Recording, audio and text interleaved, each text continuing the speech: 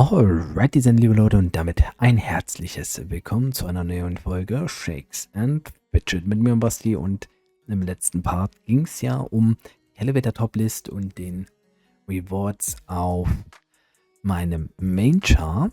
Und jetzt soll es um die anderen Server gehen. Und vorab kommt erstmal die Information zu EU 18. Ja, für Server EU 18, für die Elevator Rewards, habe ich den Part schon mal vorher aufgenommen, weil ich will ja natürlich auch mit meinem Steinchen spielen. Wir holen uns erstmal hier die Kisten ab. 10 von allen. Das schmeckt, da wurde nochmal gepusht am letzten Tag. Das sind richtig heftige Ressourcen an dieser Stelle. Also, ja, not bad, not bad. Und genau, natürlich brauchen wir auch diese Chests. Das ist leider nur das Silber Reward geworden, so viel kann man schon mal sagen. Trotzdem eine gute Leistung, also ich bin final jetzt, Rang 12. Also da haben die Leute nochmal ein bisschen gepusht. War ja auf 106 Top-Etage, ich werfe mir hier jetzt nichts vor. Bin an sich zufrieden, denke ich, habe auch die Gilde dahingehend gut supportet. Wir sind auf über 1 Million gekommen, aber letztendlich... So knapp war das dann am Ende nur noch. Boah. Jemini, ist das heftig knapp gewesen. Okay, das sind... Also wenn ich 2 Etagen mehr geschafft hätte, wären wir Rang 1.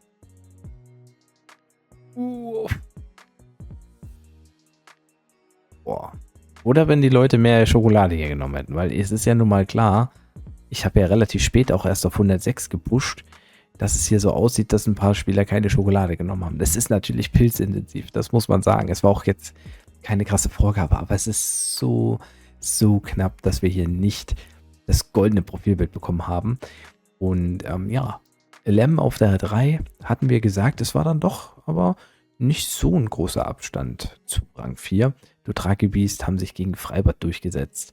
Mushroomatix, Sisyphus, Darktom, DHM, Empire, Sadistic. Ja, hier geht's weiter. Den unteren Stufen, wir sagen mal, legendärer Stein, hat Reward-Stufe 16 bekommen, bis Rang 243. Da muss ich mal gucken, 243. Royal Knights mit 4651 Heldtoken. Aber die Furznasen haben es auch geschafft. Das ist krass. Ja, also, wer spielt denn da mit bei den Furznasen? Muss ich mir mal angucken. Gilde. Furznasen. So, Only Farts spielen hier mit. Das sind 15 Leute. Sophie ist eingeladen, immerhin. Aber die haben es geschafft. GZ. Und ja, den legendären Stein, den nehmen wir natürlich in die Waffe. Ein bisschen ärgerlich, dass ich natürlich den blauen Stein jetzt nicht sichern kann. Aber das gehört dazu. Und ich hatte im Übrigen auch noch 2 weitere gute Steine gefunden. Einen Ausdauerstein hier über 305 und einen blauen Stein auf 295. Mit den Werten kann man dann halt jetzt auch nochmal in die Dungeons gehen und schauen, was denn dort geht. Ja, das war es also mit der EU18. Das habe ich zuvor aufgenommen, weil ich natürlich auf dem Char schon ein bisschen weiterspielen wollte, aber den Videopart noch nicht online gestellt habe. Und jetzt kommen wir mal zu dem Thema, wie es auf den anderen Servern aussieht und wie es da auch weitergeht. Ja, fangen wir mal auf EU 17 an, also der Elevator, der sah wie folgt aus, dass The Magazine hier Rang 1 belegt hat, was sehr nice ist, weil das Shakes and Fidget Magazin eine geile Geschichte ist, definitiv. Die eigene Gilde ist hier gar nicht mehr richtig aufgerufen, weil ich einfach gekickt wurde. Ja, ich wurde gekickt und das ist auch richtig, denn ich werde auf dem Server nicht weiterspielen. Ja, dementsprechend, ich glaube, also wir waren ja bei der Roffelbande entsprechend dabei und die Roffelbande war, glaube ich, irgendwo um die Rang 30, sogar Rang 22, da sind wir ein bisschen besser gewesen. Man kann jetzt leider nicht mehr sehen, also ich habe auf jeden Fall das dort angeführt, kann man so sagen. Ich hätte halt gleich der Gilde schreiben sollen, dass ich nach dem Elevator aufhöre. Wahrscheinlich gab es ja auch nochmal eine, ja, ich habe halt auch vorher gesagt, dass ich nach dem Elevator aufhöre und ja, Genau. Dementsprechend kein Problem, alles gut. Also ich habe die Gilde unterstützt, so gut ich konnte. Und das war es mir dann auch wert. Ich habe jetzt an sich keine weiteren Ambitionen mehr auf dem Server. Ich hatte noch überlegt, Richtung 300 zu gehen, aber ich glaube, die Roffelbahn hatte auch schon die 50 Raids. Also das war noch so eine Geschichte gewesen, wo ich vielleicht überlegt hätte, vielleicht kann ich da irgendwas machen. Ja, ist hiermit auf jeden Fall erstmal gegessen. Aber ich finde es trotzdem nice, dass halt The Magazine auf Rang 1 ist und wünsche den Gilden natürlich allen auch alles Gute. Und man muss auch sagen, German OGs 4. Platz geworden. Da habe ich ja ursprünglich auf dem Server gespielt und ja, die Gilde ist also auch knapp an den Top-Platzierungen gescheitert. Auch der oder den Leuten wünsche ich natürlich auch weiterhin viel Erfolg. Dann schauen wir mal auf F24 rein. Und auf F24 ist eigentlich die Situation die gleiche. Ich werde hier nicht wirklich spielen. Ich habe jetzt zum Elevator halt, das war der erste Elevator für The Prophecy, mitgespielt. Hier bin ich auf jeden Fall noch in der Gilde drin. Das heißt, ich kann mir jetzt hier mal die Kisten abholen. Tatsächlich verstehe ich das nicht so ganz, weil ich auf dem Server eigentlich auch gespielt habe am letzten Tag. Also ich habe auf allen Servern gespielt und war jetzt hier Rang 21 mit 54.000 Held-Tokens. Die Gilde The Prophecy selber ist knapp an der 3 Millionen Hürde gescheitert, also die ist nicht in der Top-Liste aufgetreten, aber das würde sie im nächsten Elevator definitiv schaffen. Und ich sag mal so, war vom Schnitt her okay. Also ich habe hier nicht so viel krass Schokolade bezogen. Ich war jetzt kein krasser Support für die Gilde, aber ich war jetzt auch nicht der Schlechteste. Also ich war okay. Ja, das ist halt kein Problem. Aber man sieht halt hier, ich habe hier eigentlich keine Ambitionen wirklich zu spielen. Also ich werde den Server ja hauptsächlich für meine Players to Watch weiterhin benutzen, für meine Serveranalyse. Die Players to Watch im Übrigen wird es demnächst auch mal wieder geben von mir. Und darüber hinaus könnte ich mir vorstellen, dass ich wahrscheinlich nicht so lange mehr bei The Prophecy dann unterwegs bin, weil die Gilde natürlich auch vielleicht andere Ambitionen hat. Sie steht ja immer noch in der Top 30, also das passt halt auch ganz gut. Ja, ich glaube im Guild-Ranking mit 2,7 Millionen, da war man hier Rang 27. Also die Gilde hat sie wirklich gefestigt in den Top 30 auf diesem Fusionsserver.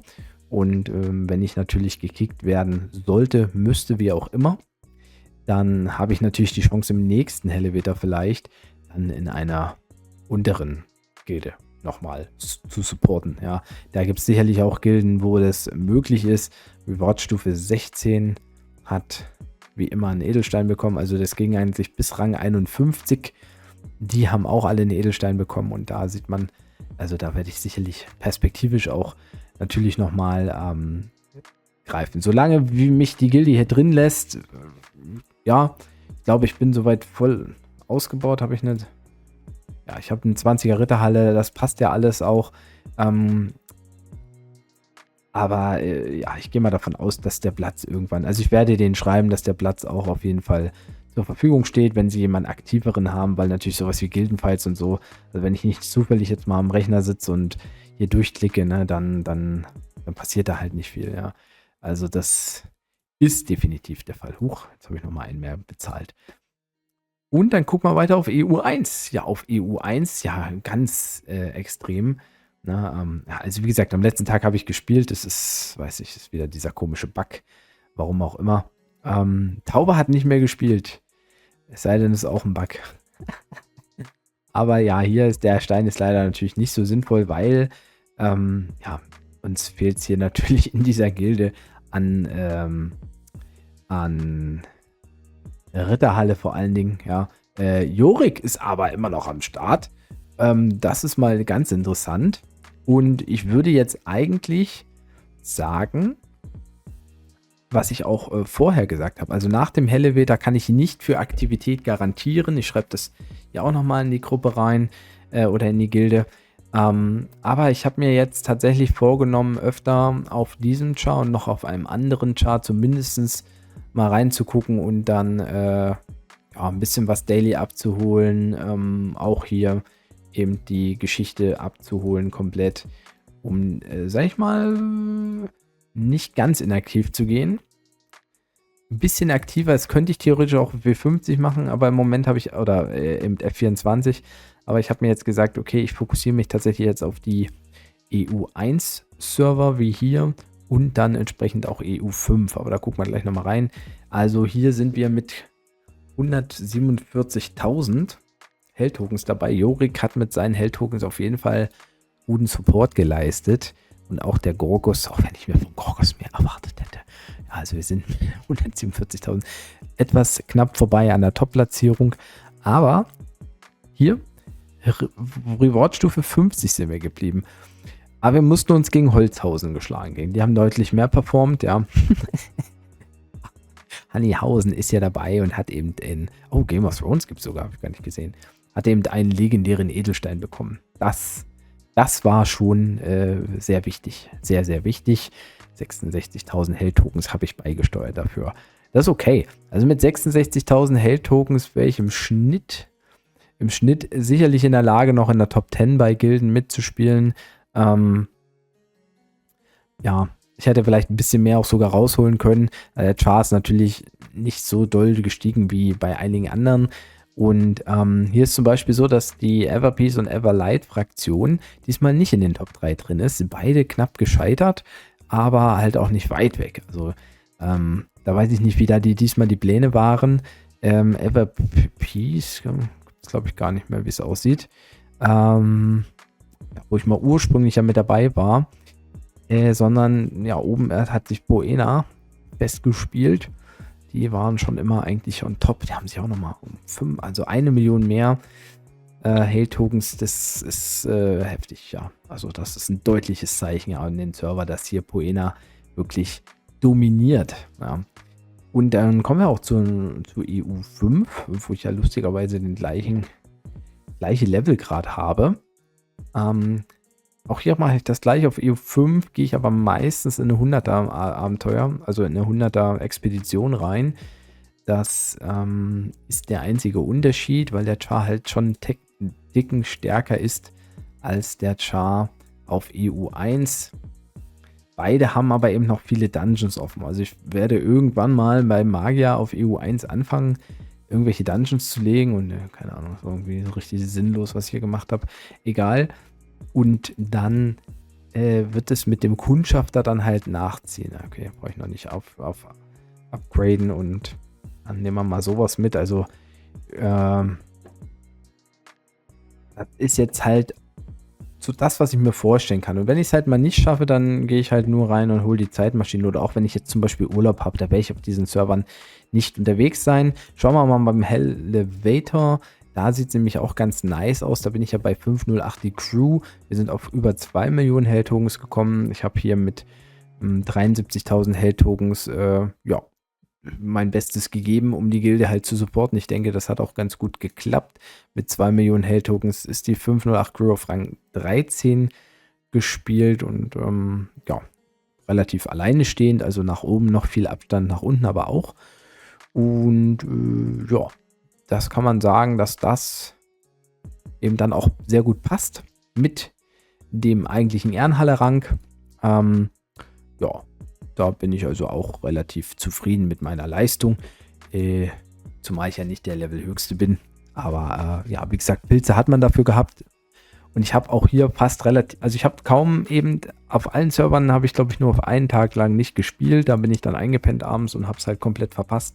Ansonsten habe ich es eigentlich sehr gut geschafft, wie ich es mir vorgenommen habe, überall aktiv halt dabei zu sein. Man muss halt auch sagen, dass der Char gerade auf diesem Server jetzt rein mal vom Level auch, ne, gar nicht so weit weg ist von den ganzen krassen Leuten. Natürlich typisch Andy mit 492 Epic, 492 Sebas, 496 und die ersten Spieler über 500, das ist schon so the top of the top.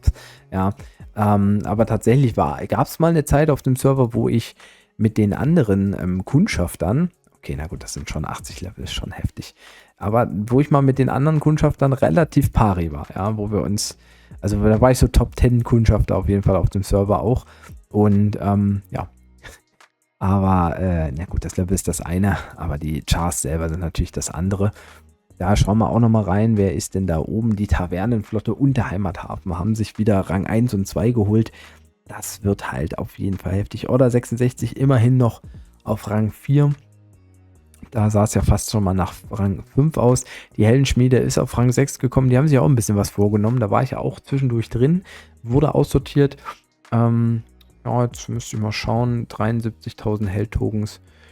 Ich denke, ich hätte mit dieser Leistung der Heldenschmiede, hätte ich da auch reingepasst. Aber wie gesagt, das ist ja kein Problem. Ich bin ja sonst auch nicht so mega aktiv. Also da passt das schon da, wo ich stehe. Und ja, da kommen wir halt auch zu den Themen. Diese beiden Server habe ich mir natürlich ausgesucht, weil die perspektivisch irgendwann auch fusioniert werden. Ja, also das wird dann so eine Geschichte sein. Ich könnte mir vorstellen, da mit meinem Kundschafter auch bei Honeyhausen zu spielen und dann einfach nur zu schauen, dass wir es wieder schaffen, legendären Edelstein zu kriegen über 2 Chars. Oder zum Beispiel, ja, keine Ahnung, also dass ich dann diese beiden Chars trotzdem so ein bisschen mitziehe, um die dann in der Fusion in einer eigenen Gilde oder in der gleichen Gilde zu haben. Das ist so ein bisschen das Ding. Wie gesagt, beide haben noch sehr viele Dungeons vor sich. Und wenn wir jetzt mal schauen, noch Twister 587 und der ist hier bei Twister 570 sogar. Da hat er sogar, ja, kleinen Vorteil. Hier kann ich ohne Pilzen durchgehen. Ja, okay, jetzt brauche ich einen Pilz. Also, ein Ticken geht. Ich werde auf jeden Fall wahrscheinlich noch bis 450 oder 460 warten, bevor ich das mache auf den beiden Servern. Und ja, 24 werde ich eben kaum noch spielen und EU 17 spiele ich gar nicht mehr. Kommen wir noch zum Abschluss nochmal zu EU 18. Da habt ihr ja die Elevator Rewards von mir bekommen und die Analyse dazu mit dem silbernen Profilbild. Hier habe ich tendenziell vor, noch ein bisschen weiter zu spielen, weil hier natürlich der Kampf um Rang 1 relevant ist. Die 50 Raids sind relevant. Da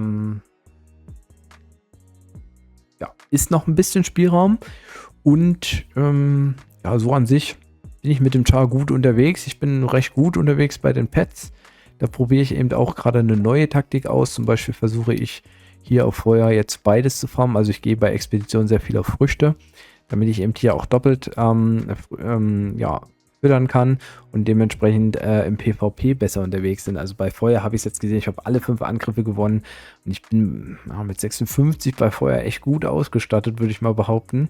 Da ist auch in der Verteidigung vielleicht das Thema für meine Gegner nicht so einfach. Ich weiß nicht, hier waren meine Pet Attacks. Ich habe sogar eine Pet Defense gewonnen, bevor ich gelevelt habe, oder? Ja, stimmt, da habe ich noch nicht mal gelevelt. Okay, der hat Pyrophos, der macht das eh nicht. Nee, zum Beispiel, er hat Pyrophos nicht weitergelevelt, glaube ich, weil Kokofö ist auch bei mir auf 13. Er nimmt halt nur die Früchte für ein Pet. Und ja, seitdem es die Expedition gibt, habe ich das Gefühl, dass man wirklich einfach auch 2 Pets am Tag füttern kann. Und das versuche ich eben jetzt mal, diese Taktik zu spielen. Ich muss auch überlegen, kann ich zum Beispiel schon ja, das Wasser-Pet hier, Oktopus finden. Dann könnte ich mir auch überlegen, dass ich das auch so rum mache. Bei Schatten könnte ich das auch. Da habe ich aber noch ein bisschen Zeit und theoretisch ist da mit Rosa Lynx das natürlich auch nutzbar. Aber da muss man auch wieder mehr Pilze für die Dungeon-Bosse gehen. Also der einfache Weg ist, das einfache Pet mitzunehmen und dann eben beide zu leveln und perspektivisch bei Licht und bei Erde halt auch, bis man eben das Starter-Pad auf 100 hat. Also das bringt ja auch positive Boni, wenn das Pad auf 100 geht. Erstens ist es im PvP immer up-to-date und am stärksten und zweitens gibt es ja auch dann noch Boni für alle anderen Pads. Ja. Und das ist so eine Sache, das will ich gerne spielen. Wie lange ich das durchhalte, weiß ich nicht. Ich muss auf jeden Fall gucken, wenn ich bei The Workout bleiben will. Die schauen natürlich aufgrund ihrer Position auf die Beteiligung. Ich bin auch hier dran, in der Festung Ressourcen zu sammeln. Ich habe aber auf dem Server tatsächlich nicht so viele Pilze jetzt parat, dass ich jetzt hier permanent hin und her skippe. Ja. Deshalb werde ich mich auch entsprechenderweise immer an die HOK halten. Normalerweise gehe ich da ja auch eher lieber erstmal in der Festung ein bisschen hoch. Jetzt ziehe ich die HOK halt nach, profitieren ja alle von den Steinen auch so ein bisschen damit und es ist ja immer noch genügend da, ja. Also man farmt auch ohne Festungspartnerschaft da noch ganz praktisch. Da habe ich mich zumindest auch in den Top 200 Rängen gehalten und da gibt es einige Spieler mit, ja, das Das ist jetzt so das Mittel, aber da gibt es auch ein paar Spieler, die richtig viele Ressourcen abgeben. Ein paar Angriffe habe ich mir auch gespeichert, ein paar Gegenangriffe, damit das auch nochmal ein bisschen besser läuft.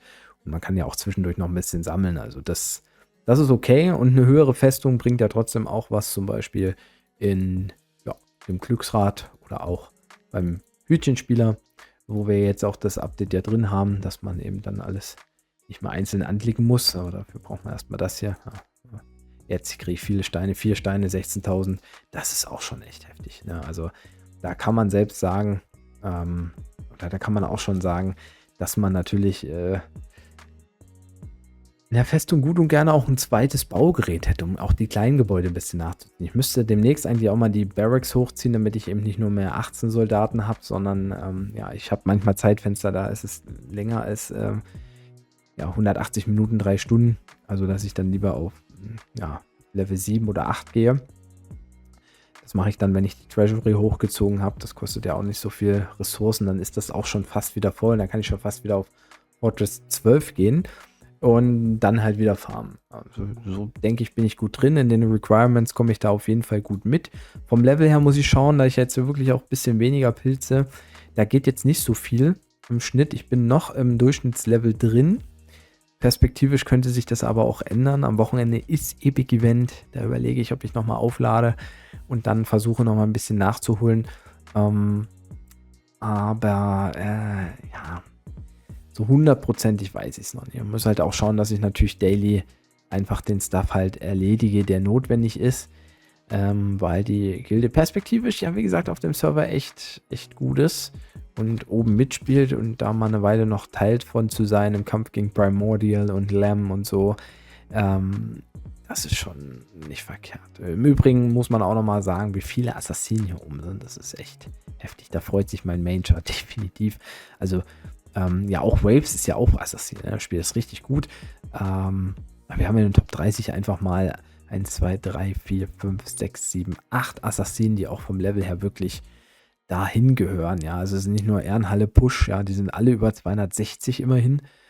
Also das und stellen, außer jetzt, wenn man mal Lenny abzieht, und wo ist Spaghetti? Ne, Spaghetti gar nicht, aber Lenny stellt den höchsten Level, ansonsten stellt es einen Assassine. Also das ist jetzt nicht so üblich gewesen, ja. Und hin und wieder ploppt immer noch ein anderer Assassine auch auf, ja. Also das ist krass. Das ist ein Augenmerk, ja. Und die Paladine, ja, die fallen da sogar schon so ein bisschen ab in der Spitze. Aber das war ja die ganze Zeit auf dem Server so. Wahrscheinlich ist der Assassine schon noch ein bisschen freundlicher. Ist ja auch im Tier höher gelistet als der Paladin. Naja, okay. Habe ich eigentlich alles erwähnt, was so erwähnenswert war? Ich wünsche euch einen schönen Tag. Haut rein. Tschüss und Servus. Euer